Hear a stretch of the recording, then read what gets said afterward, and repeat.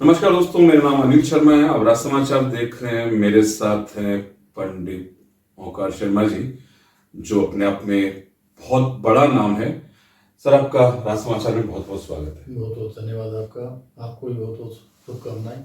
Sir, देखते हैं कि आज एक 16 संस्कारों पर बात करने का मूड था मेरा आपसे। जी सर, 16 संस्कार होते हैं, जी इसमें मुख्य संस्कार कौन सा होता है? सर, कई बार ये देखते हैं कि जिस मुख्य संस्कार की बात मैं कर रहा हूँ वो है विवाह संस्कार, जी लेकिन उसके बाद भी संस्कार होते हैं, लेकिन गृहस्थियां चल नहीं पाती है। जी सर, हमको आज उस पर कुछ ज्ञान देंगे? जी 16 संस्कारों में से वैसे तो संस्कार की जो गणना है वो नामकरण संस्कार से शुरुआत होती है। यज्ञोपवीत संस्कार, मुंडन संस्कार, पाणी ग्रहण संस्कार, कई संस्कार जो ऐसे अभी शुभ कार्य के लिए आप पूछ रहे तो संस्कार का लास्ट वाले का मैं नाम नहीं लेना चाहता, लेकिन पाणी ग्रहण संस्कार अपने आप में आदमी की गृहस्थी को चलाने के लिए, अपने संसार सागर में रहने के लिए सबसे इम्पोर्टेंट संस्कार में से माना जाता है।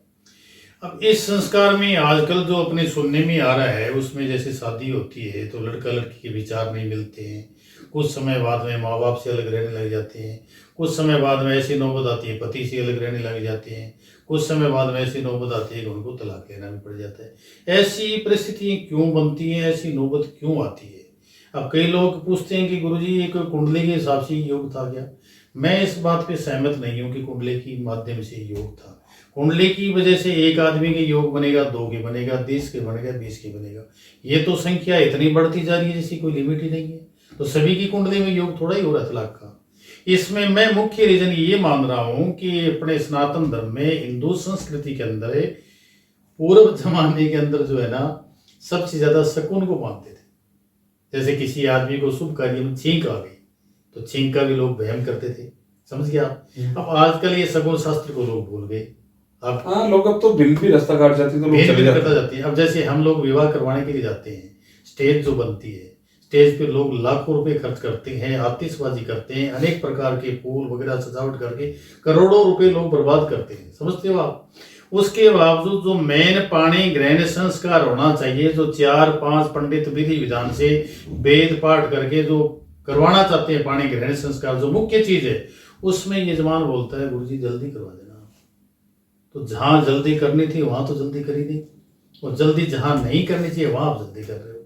तो इसमें जो शुरुआत अपनी होती है, शुरुआत के अंदर एक वर जो होता है लड़का, और सौभाग्य जो काक्षणी कुमारी कन्या होती है, कन्या के नाम से बृहस्पति प्रबल होना जरूरी है विवाह के अंदर। वर के नाम से सूर्य प्रबल होना जरूरी है। चंद्रमा दोनों के नाम से अच्छा होना जरूरी है। उसके बाद में अगर किसी विवाह का अपने मुहूर्त निकालते हैं, किसी कारणवश अपने विवाह का मुहूर्त नहीं बन रहा है, तो उसके अंदर हम लोग जैसे पूजा बताते हैं कि सूर्य की पूजा आ गई, पूजा करवा सकते हैं, गुरु की पूजा आ गई, बृहस्पति की। लेकिन इसमें भी देखो हमारा पंचांग है, शास्त्र सम्मत ही बता रहा हूँ मैं, मेरी तरफ से आपको कुछ नहीं बता रहा हूँ। जो हमारे पंचांग की गणना के आधार पर जो चीज़ है वही बता रहा हूँ। मुहूर्त के अंदर अगर 2 पूजा आती है, लड़की के नाम से पूजा आ रही है, लड़के के नाम से पूजा आ रही है, वो सवा कभी नहीं करना चाहिए आपको, जहां तक मेरा मानना है। क्यों? वर जो होता है वो राजा होता है, और जो लड़की होती है वो रानी होती है। तो वो राजा होता है तभी तो अपनी प्रजा को साथ में लेके घोड़ी पे चढ़ के आता है। और ये कन्या, अब आप तो वैसे ही हाथ जोड़ के बेचारा खड़ा है, कन्या तो वो पहले ही दे रहा है, तो हाथ में तलवार लेके ऐसे घोड़ी पे चढ़ के आना है, कोई युद्ध करने थोड़ी जा रहे हो। लेकिन उसको राजा की संज्ञा दी गई है, वो राजा है, बारात जो है वो प्रजा है, तो राजा के पीछे ही तो प्रजा चलती है। तो इसलिए जो नाम के हिसाब से सूर्य की पूजा और बृहस्पति की पूजा जो आती है, मेरा सुझाव यही है कि 2 नाम से अगर पूजा आ रही है, लड़का और लड़की दोनों नाम से, वो विवाह आपको नहीं करना चाहिए। दूसरा, कई लोग क्या है कि नाम चेंज करके गुण मिला देते हैं, नाम बदल के विवाह का मुहूर्त निकाल लेते हैं। ऐसा प्रावधान जो है ना, मैं आपको बताता हूँ नहीं है, कहीं पे है और कहीं पे नहीं है। कौन सी जगह है और कौन सी जगह नहीं है, आपको बताता हूँ कि विवाह के समय जब आप मुहूर्त निकाल रहे हो, उसका मुहूर्त किसी कारणवश नहीं निकल पा रहा, आप चाहते हो कि हम इसी महीने में करना चाहते हैं, जो ओरिजिनल उसका नाम है वो तो रहेगा ही, ब्रैकेट में जो नाम आपने चेंज किया है उर्फ, वो नाम उनका लग जाएगा। वो नाम कहाँ तक सीमित रहेगा? पाणी ग्रहण संस्कार विवाह तक ही रहेगा। नाम बदल करके गुण मिलान करना श्रेष्ठ नहीं है, वरना आपको आने वाले समय में इसका परिणाम भुगतना पड़ेगा। गुण मिलान करके आप सावा नहीं निकाल सकते। सिर्फ आप विवाह के लिए नाम चेंज कर सकते हो, वो भी पाणी ग्रहण संस्कार तक। एक तो चीज ये हो गई। दूसरी चीज ये हो गई कि अपने जब विवाह के समय ब्राह्मण के पास जाते हैं, जो आप विवाह का कार्ड छपवाते हैं, विजिटिंग वगैरह, उसमें सारी डिटेल ब्राह्मण के द्वारा लेते हैं। किस दिन आपको भात नोतना चाहिए, किस दिन आपको जो है ना गणेश जी नोतना चाहिए, किस दिन आपको तेल बान करना चाहिए, सांकड़ी विदाई, जितने भी कार्यक्रम है सब ब्राह्मण लोग लेटर हेड पे लिखा कर ही देता है। उस बेस पे आप लोग कार्ड छपवाते हैं।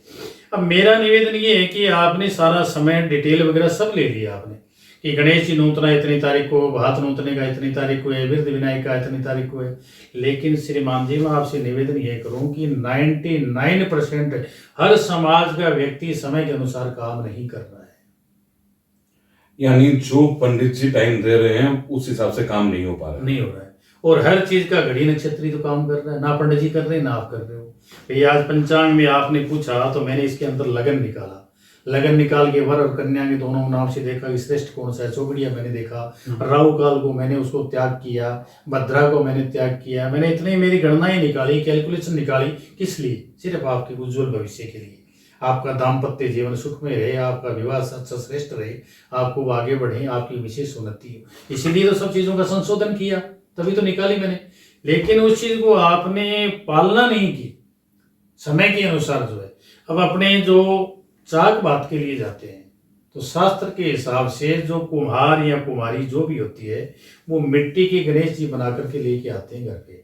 और जो घर की मालकिन होती है, लड़का या लड़की माँ, वो मेन गेट पे उसको लेकर के, और अपने पूर्व जमाने के अंदर पुराने जमाने में कोठियार बोलते थे, जिसमें मिठाई स्वीट्स वगैरह बना करके एक जगह उसका जो भंडार बनता था वहां पे गणेश जी को विराजमान करते हैं। उसको बोलते हैं वृद्ध विनायक। अब आजकल वृद्ध विनायक के गीत तो गिनी चुनी रह गई, लेकिन वृद्ध विनायक जी को कोई लेके ही नहीं आता। गणेश जी का पन्ना ले आते हैं, वो सारे काम कर ही नहीं रहे। थापे जो लगने चाहिए, लोगों को ये नहीं पता कि मेहंदी का कब लगेगा, पीठी का कब लगेगा। तो इसके अंदर जो बाण बैठता है उस दिन तो थापा लगता है पीठी का, चाहे लड़की हो चाहे लड़का हो। जिस दिन रात्रि जगह लगाते हैं, रात जगाते हैं, उस दिन थापा लगता है मेहंदी का। पेठी और मेहंदी दोनों के अलग अलग लगते हैं। ये थापे सिस्टम से लगने चाहिए। उसके बाद में फिर सबसे ज्यादा, आपका ज्यादा समय नहीं लेते हुए मैं शॉर्ट में आपको बता रहा हूँ, सबसे जो इम्पोर्टेंट काम है वो है पाणी ग्रहण संस्कार, गोदान और सप्त वाक्य जो वचन वगैरह भरवाते हैं, और जो मधुप्रक विष्ट वगैरह इत्यादि जो अपने शास्त्र के हिसाब से जो प्रक्रिया पूरी होती है। अब आपको मैंने लगन निकाल के दिया गोधुल बेला का, या रात्रि 1 बजे का सिंह लगन का, या कोई भी निकाल के दिया, आपने स्वीकार कर लिया भी हमें ये श्रेष्ठ है, इस समय में हम करवा लेंगे। अब हम लोग जब जाते हैं तो जब सेड़े का काम होता है, सेड़ा को बोलते हैं कई लोग अपनी भाषा में, उसको कोर्थ भी बोलते हैं। जैसे बारात अपनी सीमा में प्रवेश कर चुकी और तो रुकाव का समय जब हो रहा है तो दूल्हे राजा को नीचे उतार करके वहाँ बाजोट पे बैठा करके गणेश जी की वंदना करके पूजा वगैरह करवा के सगे संबंधी आपस में मिलने वगैरह करते हैं, उसको जनकोर्थ भी बोलते हैं। और वो जो प्रक्रिया है वो समय के हिसाब से होनी चाहिए। फिर जो अपना तोरण लगता है गेट के ऊपर, तोरण के जब वो छड़ा मारते हैं, कई लोग छड़ा ही नहीं लेके आते हैं, वो हैंड टू हैंड कोई किसी भी पेड़ की टहनी तोड़ के ले आते हैं। ऐसा नहीं है। वो टहनी विशेष करके तो खेजड़ी का पेड़, हमारे शेखावाटी में उसको जांटी भी बोलते हैं, जांटी भी कहते हैं, वो ही होना चाहिए। वो अगर नहीं मिले तो सेकंड ऑप्शन जो है ना वो बेर की झाड़ी का ले जाते हैं। कोई पीपल के लिए आता है, कोई अशोक के पेड़ के लिए आता है। ऐसा नहीं है, आप रूल के मुताबिक चलें भविष्य के लिए। पिता आजकल लड़के का हो चाहे लड़की का हो, उसका सपना ये होता है कि मैं अच्छी से अच्छी शादी करूं, बढ़िया से बढ़िया करूं, अपनी हैसियत से ऊपर करूं। एक एक रुपया संचय करके पिता अपनी बेटी के लिए जोड़ता है, और उसके बाद में उसके विवाह करता है। और उसके बाद में साल 6 महीने के बाद में बोलते साहब वो हमारे तो वर राजा से नहीं बन रही, सास से नहीं बन रही, ससुर से नहीं बन रही। जब ये पिता सुनता है तो उस पिता से पूछो जिसके पिता को दिल को ठेस पहुंच रही है। तो आप मेरी बात को समझने की कोशिश करें। इसमें कोई खर्चा नहीं लग रहा आपका, बाजार से सामान आपको नहीं खरीदना, कोई इन्वेस्टमेंट आपको नहीं करना, सिर्फ अपने धर्म की तो पालन करना है। समय का तो प्रतिबंध रहना है। आज आपने बैंड वाले को समय दिया साहब 6 बजे आना, 6 बजे आ जाता, आप तैयार होते हो नहीं होते हो। आज आप फ्लाइट से जा रहे हो, आपको मालूम है आपकी फ्लाइट 10 बजे की है, तो आप 9 बजे एयरपोर्ट क्यों पहुंचते हो? सब चीजों की पालना आप लोग कर ही रहे हो, तो फिर इसमें करने में कहाँ दिक्कत आ रही है बताइए। तो मेरा मतलब यही है कि पाणी ग्रहण संस्कार जब करें तो वो लगन नहीं निकलना चाहिए, जिस लगन पे फेरे होते हैं। नुकसान क्या होता है? नुकसान इसमें आप ये देखिए कि जब लगन उनके नाम से बन ही नहीं रहा है, उसके बाद में जैसे हम मानते हैं कि वर की राशि से चौथा लगन, 8वां लगन, 12वां लगन, ये लगन हम विवाह में नहीं लेते हैं, त्याज्य है। तो 1 मिनट के लिए सपोज कीजिए कि जो लगन आपको दिया था वो लगन आपका निकल गया और उसके बाद में 12वां लगन आ गया या चौथा लगन आ गया या 8वां लगन आ गया, तो उसमें तो अरिष्ट में तो कुछ भी हो सकता है।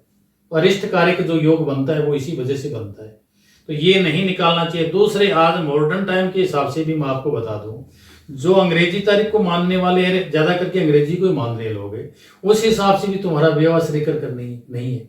कैसे नहीं है बताऊं आपको, कि रात को अगर आप 12 बजे से पहले फेरों में बैठ गए तब तो आज की तारीख मान्य होगी। अगर आप 1 बजे बैठे हो तो आपकी तो तिथि के हिसाब से विवाह भी नहीं हुआ और आपका तारीख के हिसाब से नहीं हुआ। अगर हुआ तो आप बता दीजिए मेरे को। नहीं हो। फिर आप अपनी एनिवर्सरी मनाएंगे तो वो कब मनाएंगे आप? जैसे आज मानिए 3 तारीख है और 3 तारीख का विवाह हो रहा है, तो रात को आप 1 बजे फेरे में बैठेंगे, तारीख क्या आ गई उस समय? 4 तारीख 4 आ गई। और आप अपने विवाह की एनिवर्सरी कब मनाएंगे? 3 तारीख को। 4 को मनाएंगे। तारीख 4 को, शादी 4 को होगी ना आपकी, और 3 को मनाएंगे आप। हाँ, 3 को मनाते हैं। 3 को मनाएंगे, शादी 4 को हुई, तो आपने तिथि को भी त्याज्य कर दिया और तारीख को भी कर दिया। आपने दोनों चीजें डाल दी आप। ये हम लोगों से खूब समझाते हैं, खूब निवेदन करते हैं। अच्छे लोग भी हैं, ऐसी बात नहीं, धर्म के पीछे चलने वाले भी है, मान्यता भी है, सिद्धांत से चलने वाले मानते भी हैं। और मेरा शायद अपने आप में विश्वास है कि ये वीडियो जो भी आदमी देखेगा, मैं उसके हितकर के लिए ही बता रहा हूँ, वो लोग भी जरूर इसका पालना करेंगे उज्जवल भविष्य के लिए। आप गोधूली बेला के अंदर फेरे 6 बजे 7 बजे का टाइम निकलता वो करवाइए। उसके बाद में आप भी फ्री हो, आपके रिलेटिव रिश्तेदार भी फ्री हैं। स्टेज पे 2 घंटे की बजाय आप 4 घंटे लगाइए। और जीवन में इतने अवसर आपके पास आएंगे, आपके पुत्र रत्न की प्राप्ति होगी, उस समय आप उत्सव मनाइए, फोटो खिंचाइए, एनिवर्सरी के टाइम में मनाइए, पति पत्नी का बर्थडे आता है उस पर आप मनाइए। बहुत सारे अवसर अपनी जिंदगी में मिलेंगे। गुरुदेव ने कहा है कि जो समय दिया जाता है, अगर उससे अगर काम होगा तो शादी में परेशानियां नहीं आएगी, अन्यथा परेशानियां आ सकती है। 100%। 100%। तो इसलिए गुरुदेव का तो कहना है कि आप जो भी लगन निकालते हैं, जो भी मुहूर्त होता है, उसके आधार पर अगर काम करेंगे तो आपका दाम्पत्य जीवन सुख में रहेगा। दूसरा, जैसे वो तोरण हम मेन गेट पे लगाते हैं, अब आजकल सब शादी होटलों में, मैरिज गार्डन में सब रेडीमेड हो रही है। लोग जब बेटी की विदाई करते हैं उस समय वो तोरण को वहीं छोड़ जाते हैं। अरे उस तोरण को तो अपने लिए तो वो शगुन था, मेन चीज तो वो थी। उसको आप उतार के लाइए, अपने घर पे लगाइए, 1-1.5 साल तक कम से कम लगा के रखिए। उसके बाद में हम लोग जो मांडा रोकते हैं, स्थापना करते हैं, मांडा माता पिता को सुबह चाय नाश्ता पीने से पहले ही सुबह ब्रह्म मुहूर्त के अंदर सूर्य उदय के साथ में उसको रुकवा देना चाहिए। 20 शादी मांडा रोकने से हो जाती है। उस मांडे को लोग मैरिज गार्डन में छोड़ देते हैं। आज आपकी शादी थी, शाम को और किसी की है, टेंट वालों ने, कैटरिंग वालों ने मांडे को उखाड़ा और कचरे में फेंक के डाल दिए। मेरे अभी सज्जन एक कलकत्ता से आए थे, मैं उनका नाम नहीं लूंगा, बहुत ही सज्जन परिवार था, उनकी शादी मैंने करवाई, उनको मैंने सुझाव दिया, उन्होंने मेरी बात का इतना पालन किया। सबसे पहले बेटी को विदा करते ही सबसे पहले तोरण को उतारा उन्होंने। फिर कहा, गुरुजी आप मांडे के ऊपर जो सफेद कपड़ा और लाल कपड़े वगैरह जो आप लगाते हो वो सब उतार के हमें दे दीजिए। ये 15-20 फीट का जो बांस है ये तो हम लेके जा नहीं सकते, इसको आप जैसे उचित समझे वहां पे रखवा दीजिए। तो मेरा भी सुझाव यही है कि आप एक तो तोरणे और एक मांडा कभी मैरिज गार्डन में नहीं छोड़ के आए। और माता पिता से मैं विशेष आग्रह करूंगा, निवेदन करूंगा, जहां तक हो सके बेटी की विदाई अपने घर से करें। चाहे आपके पास कितने ही पैसे हैं, चाहे आप 10 करोड़ की शादी करें, चाहे लाख रुपए करें, कैसी भी करें। पुराने जमाने में अपने दादा परदादा माता पिता से सुना होगा कि वे हमारी तो दिल्ली कंवारी रह गई। हाँ। अब आजकल सभी की दिल्ली कंवारी पड़ी है। बताओ किसी की दिल्ली की शादी हुई नहीं, क्यों नहीं हुई? कि मेरे तो एक ही बेटी है, मेरे रिश्तेदार नहीं आ सकते इस मकान में। क्यों नहीं आ सकते रिश्तेदार? सारी उनकी ठहरने की व्यवस्था होटल में करो और कहीं मैनेजमेंट करो आप, लेकिन बेटी की विदाई तो कम से कम घर से करवाओ, अगर फेरे यहाँ नहीं कर सकते। अब अपने धर्म शास्त्र के अंदर है देहली की पूजा भी होती है, जो मेन गेट पे एंट्री करते हैं उसमें जो कातला चौगाठ लगाते हैं उसको देहली बोलते हैं। उसमें गाय के गोबर से, रोली से और चावल से वहां पे पूजा बेटी की करवाई जाती है। फिर अपने वर और वधू दोनों को गाड़ी में जब बैठाएंगे तब पानी का लोटा लेकर के महिलाएं साथ जाएंगी। फिर वो गाड़ी के पीछे पानी भी डालते हैं। वो पानी इसलिए डालते हैं कि कलश की ही सारी महिमा है। समुद्र का जब मंथन हुआ था, विष जो है वो भी कलश में निकला था और अमृत जो है वो भी कलश में निकला था। तो इसलिए अपने कलश को शुभ मानते हैं। कलश का पानी उस गाड़ी के पीछे इसीलिए लगाते हैं कि आगे रास्ते में प्रस्थान करने किसी प्रकार का विघ्न नहीं आए। अब देखिए, गुरुदेव ने इतनी बातें बताई है, मेरे तो खुद ही, अब मेरी शादी भी हुई, मेरे भाई की भी, मेरी बहन की भी, कुछ चीजें तो हम लोगों ने की, लेकिन जो आपने बताई ना जी, शायद आधी की होगी हम लोगों ने भी। जी नहीं, अभी तो अपनी संस्कृति बहुत घटती जा रही है और चीज़ें कुछ नहीं घट रही हैं। अपने विशेष करके जो धर्म कर्म की चीज़ें उनको बहुत शॉर्ट में कर रहे हैं। अब हम शुभ कार्य कराते हैं तो महिलाओं को बोलते हैं कि आप कुछ गणेश जी का गीत गाइए, कोई हथलेवा का गाइए, मेहंदी का गाइए, सर आता ही नहीं है। पैरों को गाइए। तो महिलाएं तो गीत के नाम से साइलेंट हो जाती है, किसी को गीत ही नहीं आता। तो ऐसा नहीं करना, अपनी संस्कृति को जिंदा रखिए। मुझे जय श्री कृष्णा, जय श्री राधा। मुझे विश्वास है कि आप जरूर मेरी बात का पालन करेंगे उज्जवल भविष्य के लिए। जय श्री कृष्णा। जय श्री कृष्ण।